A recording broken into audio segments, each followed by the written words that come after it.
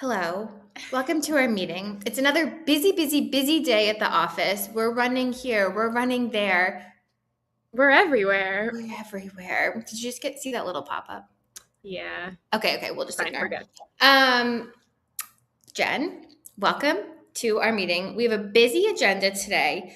Just gonna say my part of the agenda, I have one massive story, but I know that you have a bunch of others. And this is what coworkers do. They prop Totally. each other up. We can't all be batting 100 every day. No, and you know what? Like when I was going through the stories, again, every morning I wake up, I'm like, there's no good stories. And then I just kind of find them. They kind of find me, and here we are. And I feel like we've got some good stories today. Do it. Kick us off. Okay, so my first favorite Oh, wait. story. Before we start, wait, did you do anything fun last night? Oh, I did. I went to a comedy show, and the headliner was Nikki Glazer, along with some other people that I adore. And you know what was crazy is like, usually when you go to a comedy show, they stack the major players at the end. So you'll have like the big names at the end. Where's my R2D? It's in your closet. Go get it. And close the door, Jimmy. They'll stack the headliners at the end of the show. But in this case, what they did was they put them in the middle. So they had like two people start that weren't very good. Then they had the two headliners. And then they had two people after who bombed so bad. I've never been to a comedy show where people behind me were like, get off stage. You suck. You suck. Get off stage. And so we happened to leave a little bit early. And when we were on our way out, the guy who just bombed was in the hallway, and he went up to the owner of the club and he was like, it's been great performing here, but I know you're never going to want me back. And he's like, I just got up there, and after going after the headliners, like I just knew this was going to suck. And he was just beating himself up. And I didn't know what to say because like he did suck, but we've all been there before where we've just bombed. 100%. Have you ever done like a presentation for a meeting and you just like misjudged it and you're like 2 slides in and there's like 10 slides and like you don't know where to cut it? And like that's usually What just do you in a do? really small room. How do you get through it? I think it's what the guy did. I think you just got to finish it out and then bomb and be like, hey, that didn't go as planned. I just want to say stand-up comedians is like, you really have to have a thick skin, truly. Like it's tough to try to be funny. Right now I could make a joke to you, and if you don't laugh, seriously, okay, I put the newspaper on my head. You're not laughing. This is so embarrassing. Yeah. Like this is what stand-up comedy is times 1,000. It's putting a newspaper on your head and people not laughing. I know, like in the middle of it, I like picked up my phone. I was texting a little, and Adam's like, don't do that. It's really rude. And I was like, you know what? Like, you're so right. Like, even though I was kind of bored by him and his jokes were like not even jokes, you just have to, like if I was on that stage, I'd want someone to look at me and smile and just give me like the positive feedback. But I've never been to a comedy show before. Have you, where like people are literally like, get off the stage? It's crazy. I've never been at one where people were like, or that I remember that people were like openly heckling. Like that's a tough. And I just want to say I don't like love that from the audience. I don't feel like that's very good behavior from the audience. No, yeah, it was weird vibes. What did you do last night? Anything fun?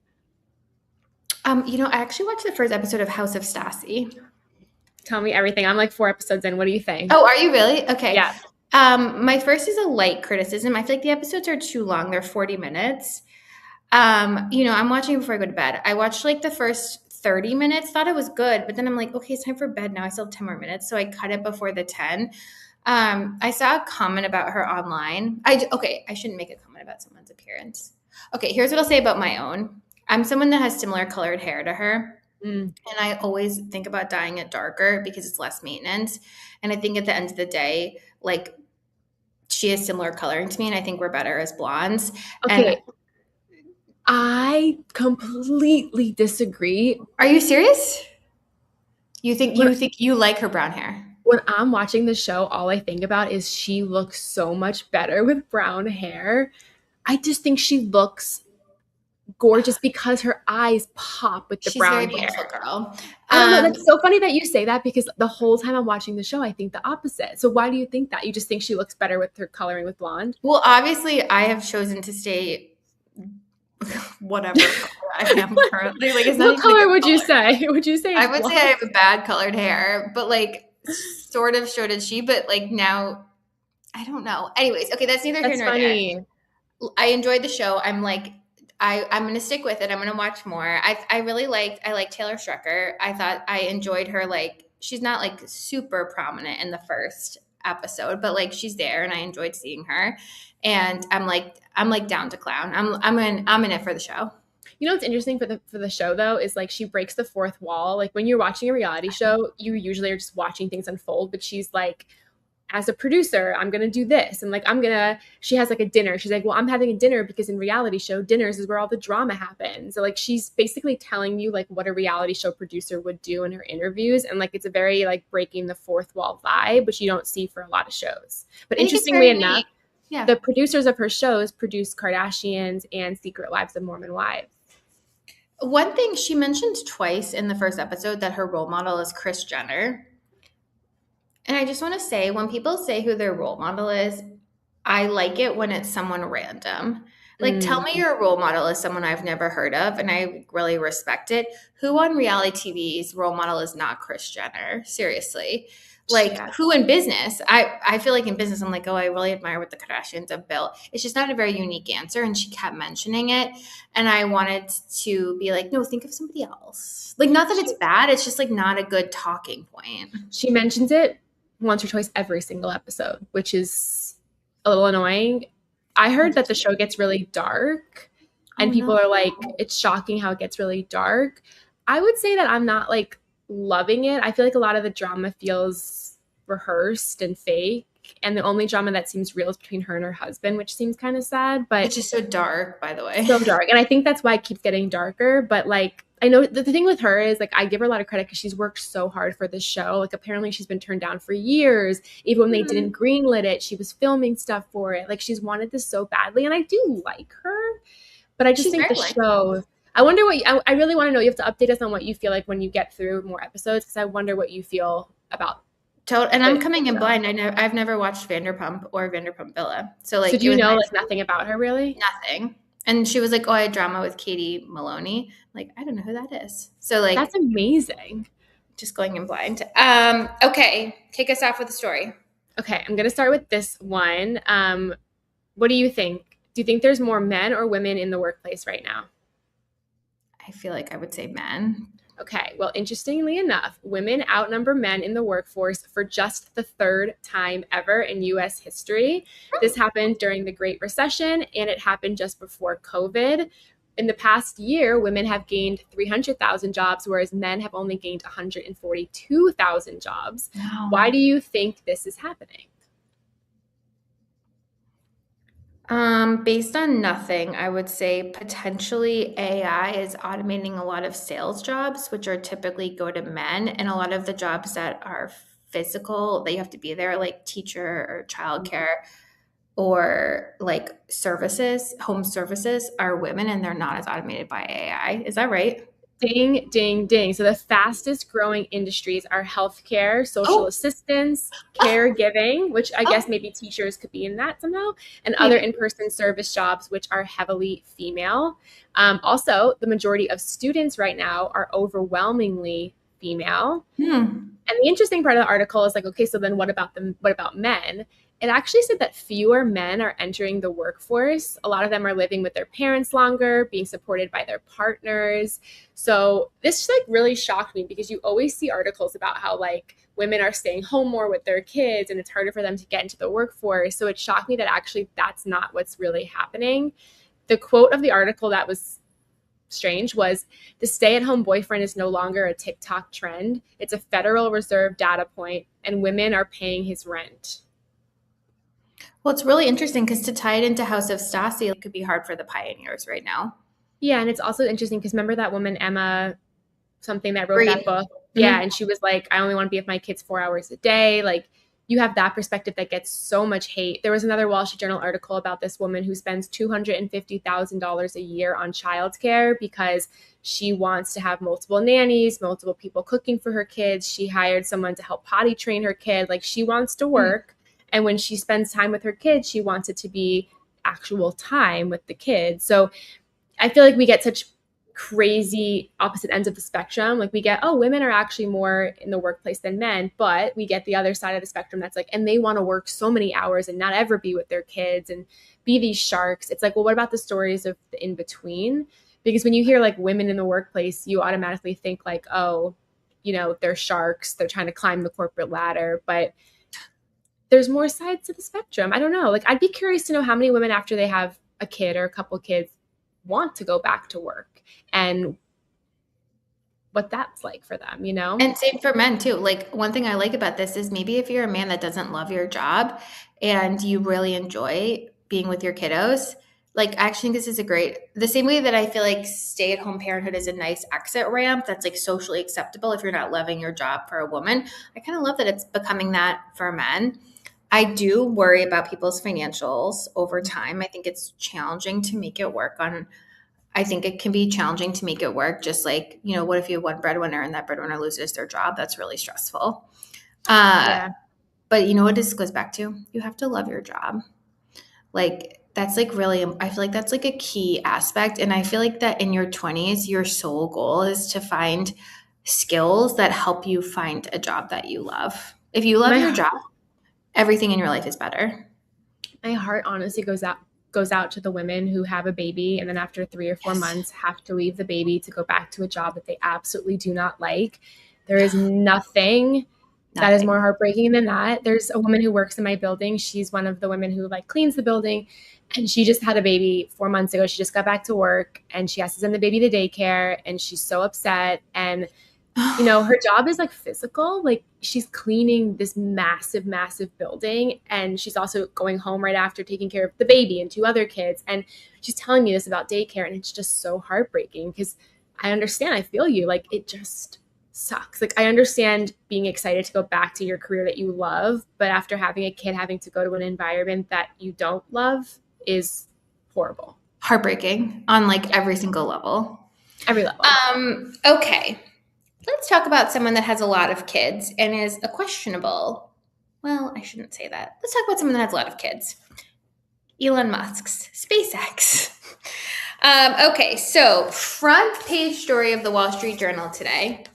First of all, my kids were really excited because this picture right here that I'm holding up on the front of the Wall Street Journal was a 97-year-old that is became the first ever oldest female wing walker. Whoa. She walked, look at her. She's on top of her plane. She's walking on top of her plane at 97 years old. Is she supported by anything? I have not a clue in the world. It looks like maybe she is in some sort of harness, but I feel like nobody wants to see someone like fall. Okay, I'm getting off topic. Okay, so SpaceX. Quick review for those of us new here. SpaceX is owned by Elon Musk. It has 3 parts of the business. It has a space part where they do space travel. That's where we see like their rocket stuff. It has a connectivity part where they do Starlink. That's the part of the business that's making the most money. It has a new part of the business called AI, which recently acquired Elon's other company, XAI, as well as I believe it acquired Cursor and is working on doing AI-related endeavors. This SpaceX had a very big year because they IPO'd earlier this year. We talked about it on the show. It was enormously successful. It briefly made Elon Musk a trillionaire, which is just a previous designation no one had.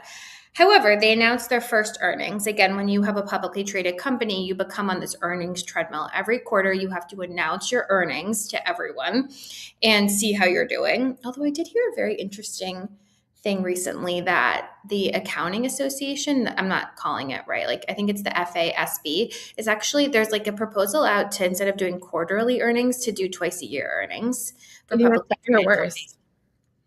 What'd you say? Do you think that's better or worse? I think that it can incentivize leaders to think more long-term than quarterly stock prices, but I think it's less transparency for stakeholders if you're only getting reports. And I also think a big when this proposal went on the table, AI wasn't as embedded in a workflow, so it was a lot of manpower hours to like do the earnings every quarter. But I think AI helps a lot of companies jump over that, so it's more of like a visioning exercise. Anyways, SpaceX revenue, which is I'm having trouble getting to the highlight of the story. SpaceX's revenue is up, up, up.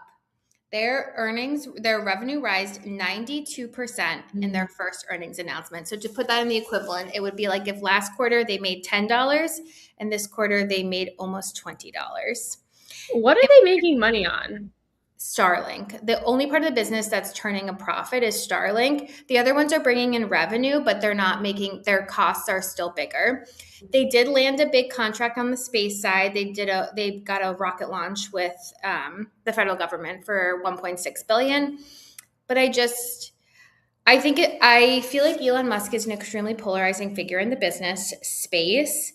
But I just want to say, regardless of how I feel about him personally, I am inspired by the idea that you can have a company that seems to do three very different things: space, connectivity, and AI, and the markets are potentially intrigued by that interesting put together. And it reminds me, years ago, remember the blog Cupcakes and Cashmere? Mm-hmm. Cupcakes and Cashmere got popular because at the time there was only food blogs or fashion blogs. And it was at the time very revolutionary to put them both together and cover food and fashion. And I think if you're looking for a way to stand out, be like Cupcakes and Cashmere, be like Elon Musk, put together ideas that don't necessarily go together and see what you can make.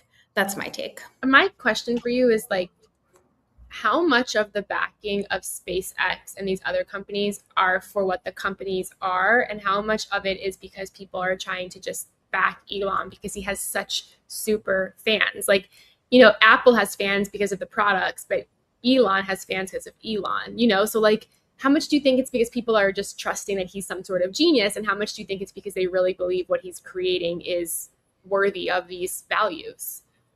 I think that in their board meetings, the LPs that invest are like, we really believe in the future, but I think secretly it's because they think Elon is like cool. Like, what if Elon left these companies?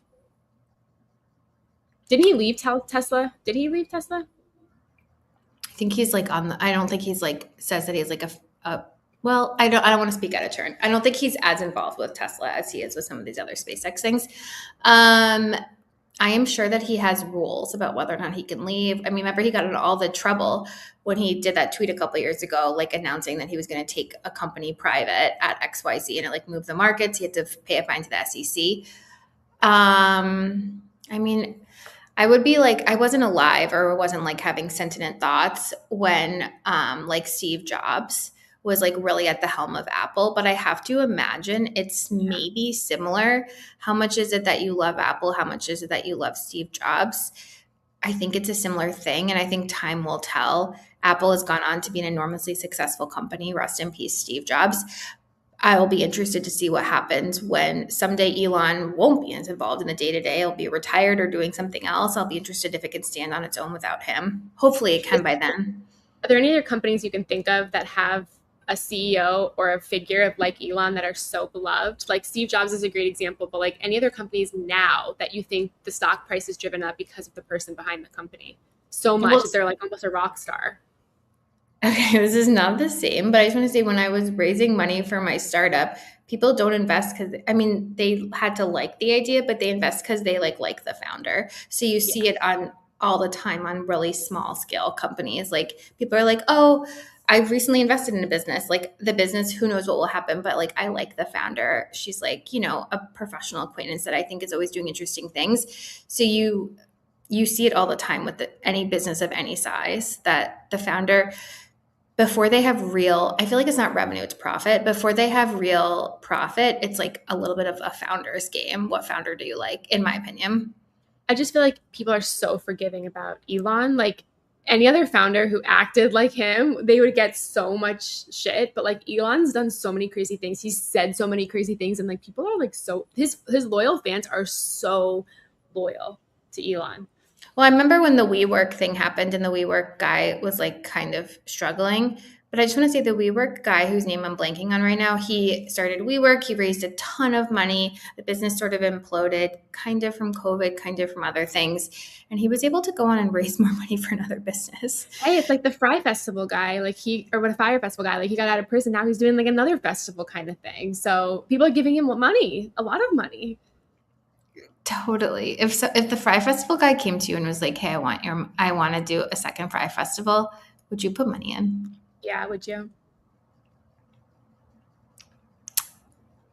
I would do it like for the plot. I'd put in like a very small amount and be like, I would be interested because once you invest, you can see the financials and stuff of the company. So I would be like interested. I would be nosy.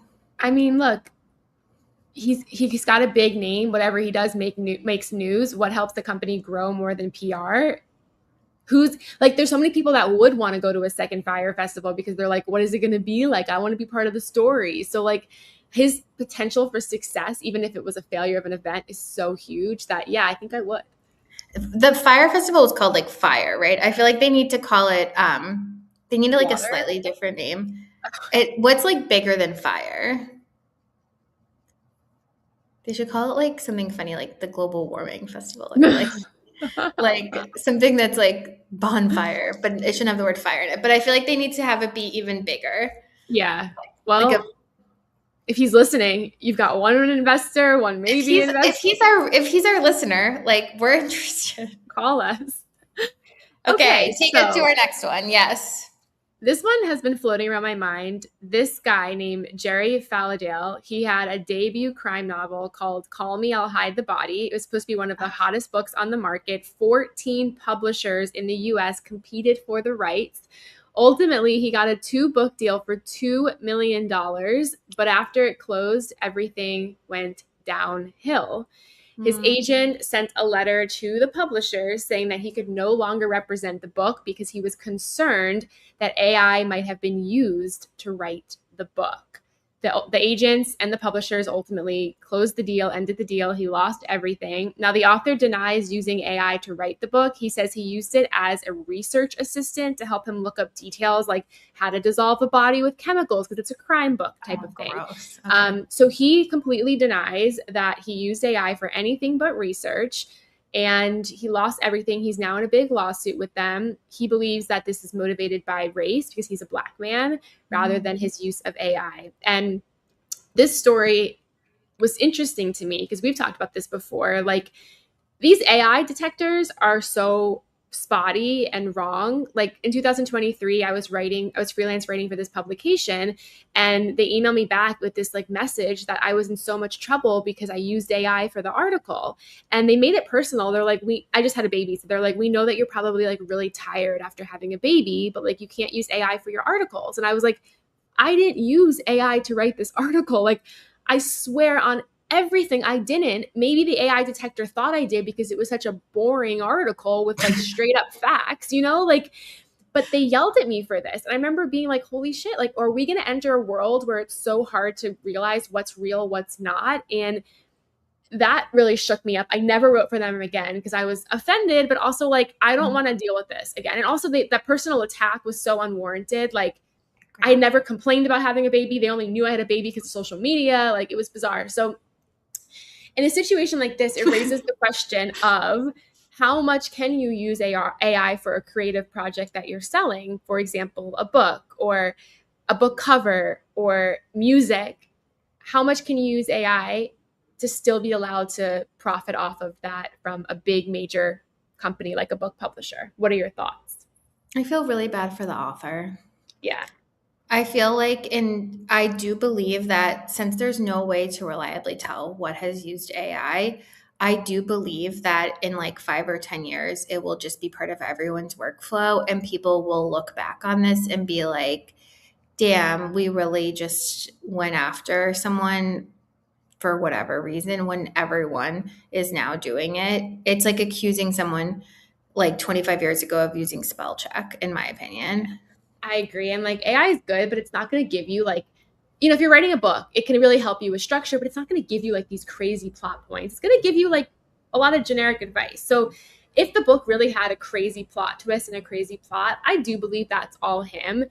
if the book, it sounds like it's a crime book, had a lot of technical details about dissolving a body, like maybe that was all AI. And I don't have a problem with that.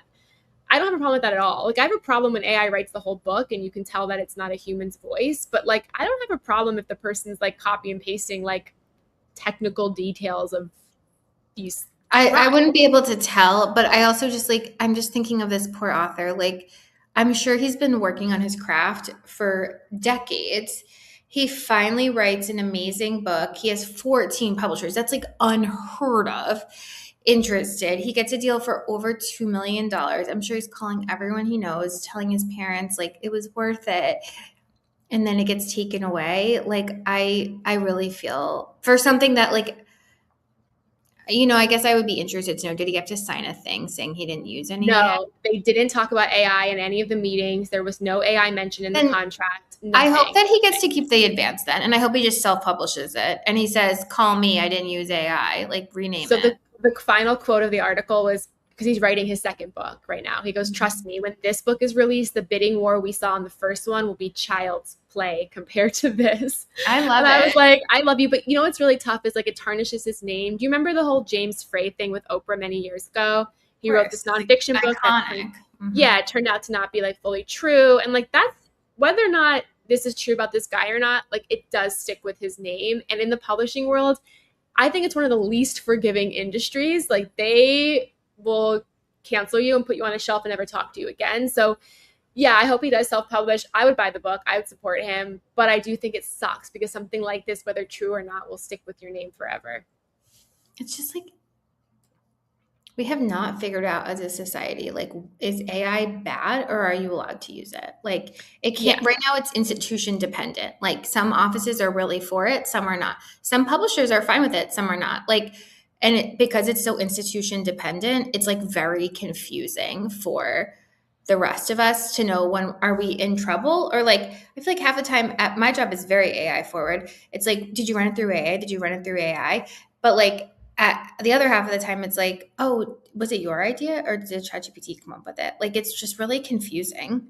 I just hate times in the world where we're like hurt by, like we're penalized by something that eventually is going to be mainstream and used. Like, examples of this are like this is like not a complete example of this, but like so many people were in prison for marijuana and like selling marijuana, and then literally it just becomes legal, and all those people whose lives were ruined by it, like they're just completely erased, and it sucks. And like, that's one example of it, but it's like that kind of stuff just bothers me. Or even like the whole example of like college athletes who were like earning money on the side from brand deals or like taking money secretly. They couldn't go into professional sports after, like their whole lives were ruined. But then like a couple years ago, it becomes totally normal now to take brand deals and to take money on the side. So it's like all those people whose lives were ruined. And then with AI, like fired from jobs or told that they were cheating when really they were just kind of using a tool.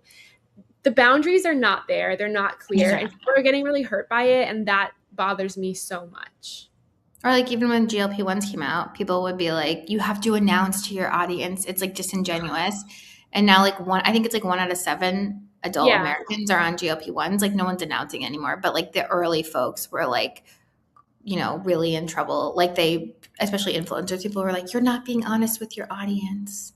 And I think that sucks. Like I don't think you have to. So that's it. That's it. I think I'm going to save my other story for tomorrow because I think we had a good couple of. I just want to say the story that I didn't do was McDonald's about its head of U.S. business. And I just want to say, I went to McDonald's yesterday. Ooh. Oh my God. And Colin took the kids to Chili's last night, which we talked about yesterday in the thing. And I wanted to tell you the fast food thing I thought you were going to mention was Chipotle's in trouble because their jalapeno peppers have like salmonella or something. So like they're in the news because not my Chipotle. They're recalling all of their jalapeno peppers, and it's like another fast food company in trouble for food quality, which makes me think this is going to become like a bigger issue. Like I don't want to predict anything, but I want to say it here in case it happens. I'm predicting like the next type of pandemic is going to be around food safety and quality. Girl, get on Polymarket now. Make a bet. No, but you know how I feel about that. I can't. I know you. I'm just saying it here so that I can recall, but I hope that's not true because like we don't need to be stressed about what we're eating and what's inside of what we're eating. Completely agree. Also, I just want to say here's a word to the wise. The cookie cake from Chili's is actually not that good. They brought it home for me. Not a fan. So take Why? that as you want. He opened it and I was like, what is that? And maybe it was because it got transported home but did not look good. And it was fine. I mean, I choked it down. But like I've had better cookie cakes, let's just say. Yeah. No. Wow. Good to know. You know what? Chili's, they can have one thing wrong, and if their one thing wrong is the cookie cake, forgivable. It's the triple dipper all day long. Thank you, everyone, for coming to our meeting. That's our whole agenda. We're so grateful you're here, and go have a great day.